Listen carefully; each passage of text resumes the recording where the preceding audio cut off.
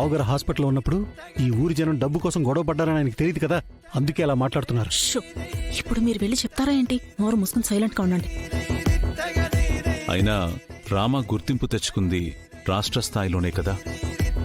జాతీయ స్థాయి, ప్రపంచ స్థాయిలో కూడా తను గెలిచినప్పుడే సన్మానాలు చేస్తే బాగుంటుంది. పోనీలే పెదనాన్న, ఎవరి అభిమానం వాళ్ళది. ఏ సంబంధం లేని సినిమా హీరోలకే ఫ్యాన్స్ పాలాభిషేకాలు చేస్తున్నారు. అలాంటిది ఈ ఊరితో ఇంత అనుబంధం పెంచుకున్న రామకి సన్మానం చేయరా?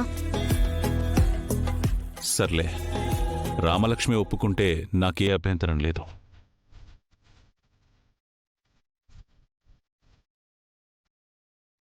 మీరు స్వతంత్రంగా ఎదుగుతున్నారు, నాకది చాలు.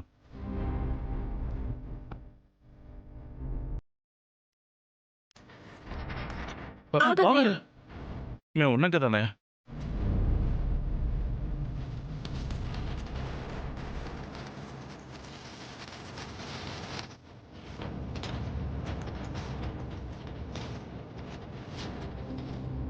జానకి ఇంకా ఈ విషయం తెలియదనుకుంటా. చెప్పండి, సంతోషపడుతుంది. అలాగే బావగారు.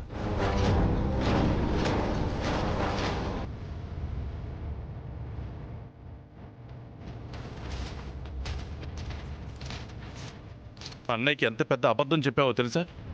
పెదనాన్నకి నిజం తెలిస్తే బ్రతుకుతారా బాబాయ్?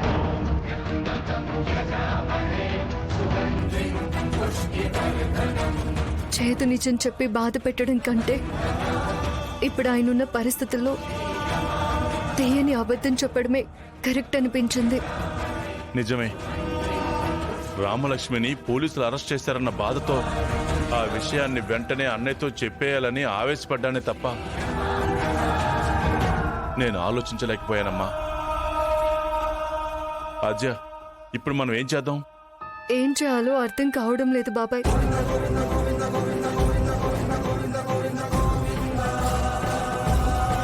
ఎవరో కావాలనే రామాని ఈ కేసులో ఇరికించారు. తనకే పాపమో తెలీదు. ఏం చేసైనా సరే రామలక్ష్మిని నిర్దోషిగా బయటికి తీసుకురావాలి. మరి ఇప్పుడు ఎలా అమ్మా? రామ ఇప్పుడు ఎక్కడుంది? పోలీస్ స్టేషన్ లో ఉంది పెద్దమ్మ. నా బిడ్డని నేను వెంటనే చూడాలి. నేను తీసుకెళ్తాను పెద్దమ్మ, రండి. నువ్వు ఆగాజ్యా, చెల్లెమ్మని నేను తీసుకెళ్తాను. ఏంటమ్మా నాకు ధైర్యం చెప్పి నువ్వు ఏడుస్తున్నావు? నిన్ను సూర్య చేతుల్లో పెట్టే వరకు ఈ చేతులతో ఎంతో అపురూపంగా పెంచుకున్నాను. అలాంటి నువ్వు ఈరోజు ఇలా ఉంటే చూడలేకపోతున్నానమ్మా. అమ్మా, ఈ ఏడుపు మొహంతో నువ్వు ఇంటికి వెళ్తే ఖచ్చితంగా నాన్న ముందు దొరికిపోతావమ్మా. అమ్మా ప్లీజ్ అమ్మా, ఇక్కడ నేను ఎంతోసేపు ఉండను, బయటకు వచ్చేస్తాను. మీరు ఇంటికి వెళ్ళండి. మళ్ళీ ఎక్కడికి వెళ్ళావని నాన్న అడిగితే బాగోదు కదా. మావయ్య, నువ్వు అమ్మని తీసుకెళ్ళు. అలాగేనమ్మా, ఏ అవసరం ఉన్నా శౌర్యని మాకు ఫోన్ చేయమని చెప్పు. మీరు తీసుకెళ్ళండి. వెళ్ళమ్మా. చెల్లెమ్మా, రామ్మ వెళ్దాం. వెళ్ళు.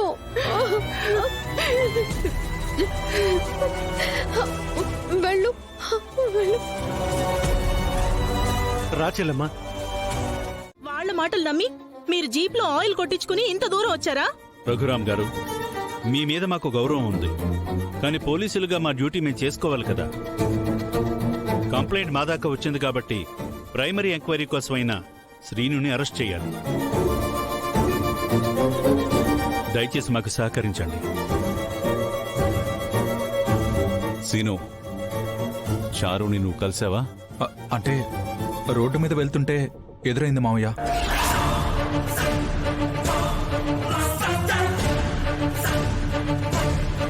అసలు నేను తను పట్టించుకోకుండానే వెళ్ళాను. కొంతమంది పోకిరీలు తనని టీస్ చేస్తూ ఆద్యని నన్ను కూడా కలిపి నోటుకొచ్చింది మాట్లాడారు. వెళ్ళి 4 తగిలించాను.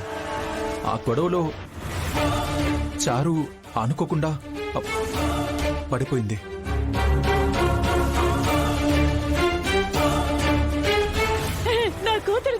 నాశనం చేయడానికి వీళ్ళకి మనసులో ఉంటుంది. అయ్యో చారు,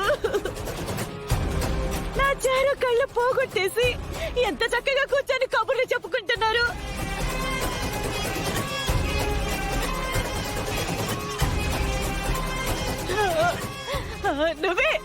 నువ్వే నా కూతుర్ని నెట్టేశావు. మా అమ్మాయికి భవిష్యత్తు లేకుండా చేశావు. మీరెందుకు వచ్చారు మా ఇంటికి అసలు? మీరు అబద్ధం చెప్పి తప్పించుకుంటారేమో అని వచ్చాం. మీరు చెప్పే నిజమేంటి? నా బిడ్డకి కళ్ళు పోగొట్టి బ్రతికే లేకుండా చేసేశాడు.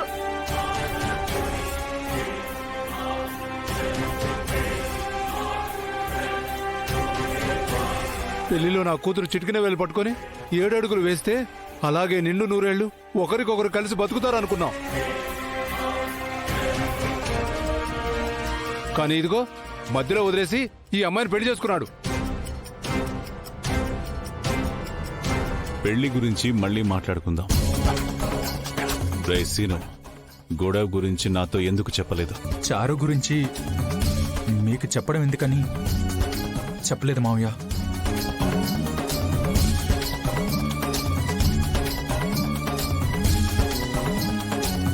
నాతో చెప్పారు పెదనాన్న,